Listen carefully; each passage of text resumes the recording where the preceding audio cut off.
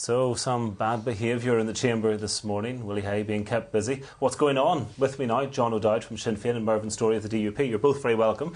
And the reason we have you here is because, John O'Dowd, you're complaining about DUP language, and Edwin Poots, who referred to comprehensives as bog standard comprehensives. You think he should do what Barry McElduff has done and say sorry? Well, I'm not seeking him to stand up in the Assembly to say sorry, but I think what he needs to do is apologise to the vast majority of post-primary schools out there who aren't grammar schools, who are all-ability schools, and he should withdraw the remark that they are bog standard schools. They're anything but. Mervyn Storey, it's a pretty gross insult.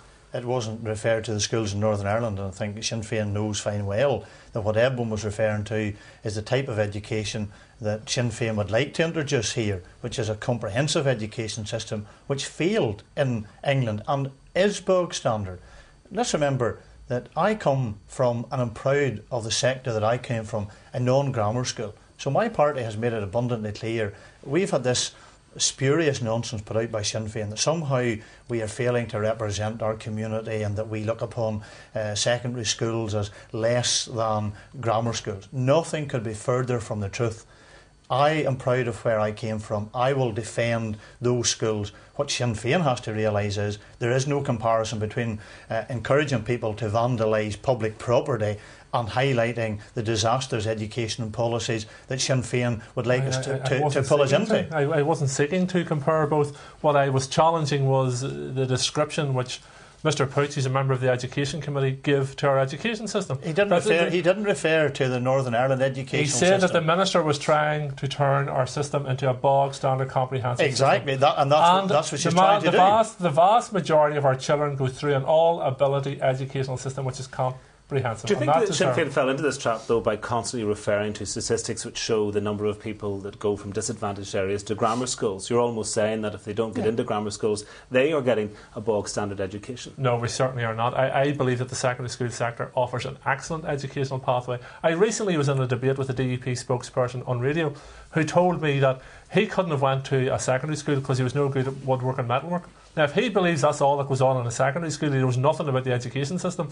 Secondary schools are providing education right up to A level. They're sending people to universities. They're creating our academic elite. They're also creating our vocational elite, and they are creating all-rounded pupils, and I think they need to be congratulated on. Well, let's move on past the education issue, just onto this whole issue of how members deal with each other and the Speaker and rules and so on. For instance, the ruling there on this term joint First Minister or Deputy First Minister. Peter Robinson was pretty sore there about David McClarty, a Deputy Speaker no less, using the term joint First Minister. What do you think should be done about that? Well, I think it has to be dealt with because obviously someone who holds the role and the office of Deputy Speaker in this Assembly should be someone who's set an example as to the way in which they engage in debate. But obviously David McClarty was more interested in political point scoring, and he said something which wasn't accurate. So therefore I think Peter was absolutely right to raise him on the issue. I think that there's an issue here about us all as members of the Assembly, except the fact that this is a debating chamber, and sometimes I get frustrated in that we can have the cut and thrust of a debate, but allegations have been made against me not that long ago by the leader of Sinn Féin in that I claim to have said something which I never said and never made any reference to. Now, it's a different issue if somebody says something which is totally and absolutely untrue. I think that should be challenged and that should be corrected. But in the cut and thrust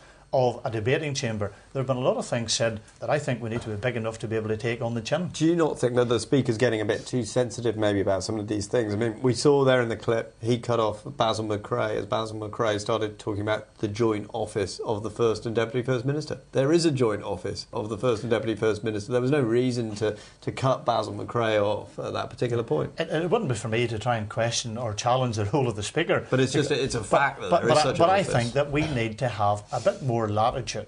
Now, that's not to say that people should have licence to say things that are unsubstantiated, but we have had things said in this chamber that have been clearly substantiated and can be clearly proven, and unfortunately, as my colleague Nelson McCausland found on 2 occasions, was actually put out of the chamber. So I think that we need to get to a place where there is cut and thrust of a debating chamber, and people need to be, not as sensitive as people like Jerry Adams, who sometimes now wants to rewrite history and go along with his colleagues and have a revisionism of the past. Because in that instance, we had something that was a historically established fact, that a Republican delegation went off to see Willie Whitelaw, and there was no reference allowed to it. Maybe things are just getting too sensitive, John O'Dowd. Well, I don't think they're getting too sensitive. I think that we have a speaker who takes no prisoners, and in one sense I think you need that sort of speaker. Willie Hay has brought this assembly through very difficult periods. He's had very difficult decisions to make, and I think he has been fair throughout that. And at times he lashes out at my own party as well. But that's all part of what the Speaker's role is, and I think he has held the office with integrity. And of course, he never challenged Ian Paisley whenever he kept referring to my deputy. That wasn't an official title, was it? Well, sorry, I missed your point. When Ian Paisley constantly referred to Martin McGuinness as my deputy, I don't think that was an official title, was it? Well, I mean, never objected to it, but in terms of the joint ministry, it is a joint ministry. Willie Hay, as Speaker, has to ensure that parliamentary language is used within the chamber, and that's what he was doing today. But everybody knows it's a joint office, and that's why it will continue. All right, gentlemen, thank you both very much indeed.